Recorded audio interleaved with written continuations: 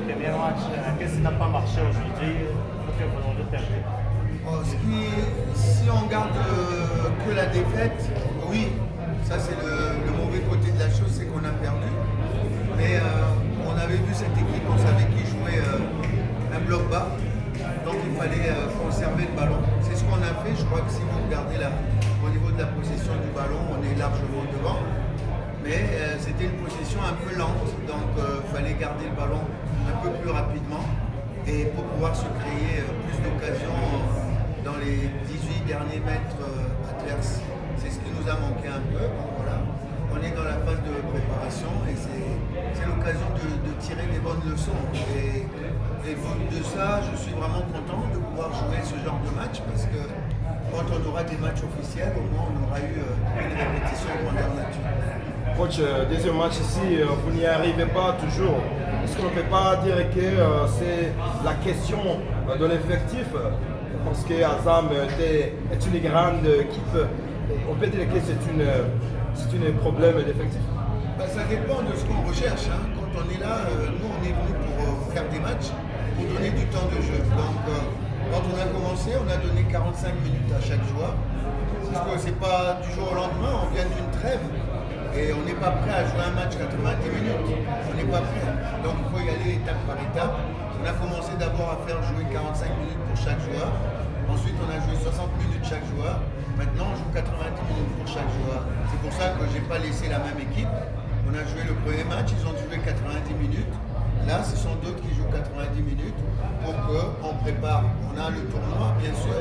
Mais ce qui est plus important pour nous c'est de préparer le match de Coupe d'Afrique. C'est ça le plus important. Coach, il y a beaucoup de rumeurs que quand vous retournez à Dar es Salaam, vous allez participer au CECAFA. Est-ce que vous avez déjà vu l'invitation? Moi, je ne suis pas là pour commenter les rumeurs. Hein. Les rumeurs, ce sont les rumeurs. Ceux qui les propagent donc à dire ce qu'ils ont à dire. Là, je suis désolé, je ne peux pas commenter. Donc, ce sont des rumeurs? Oui, les réseaux sociaux, maintenant, c'est comme ça. Hein.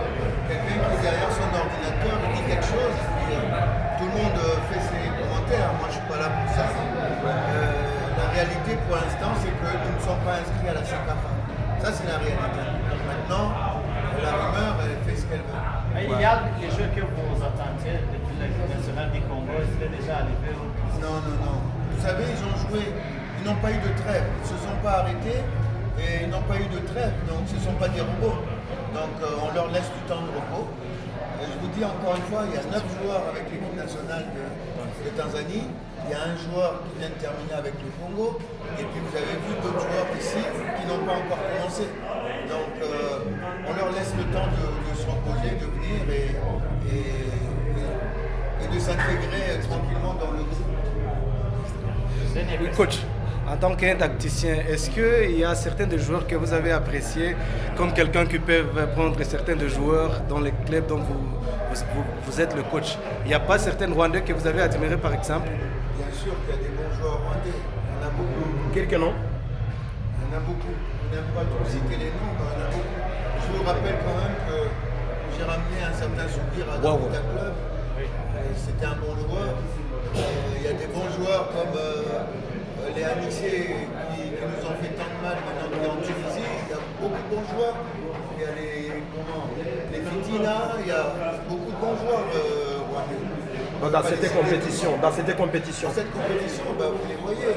Comme si je prends bien que cette équipe qu'on vient d'utiliser, dans leur configuration de jeu, dans la façon dont ils ont de jouer, le gardien de but c'est un bon gardien, sauf qu'il dort trop. Ouais. Ça, normalement, je lui donne un conseil, juste un conseil. Je ne suis pas un donneur de leçons, mais s'il veut aller un peu plus haut, il faut qu'il arrête de dormir.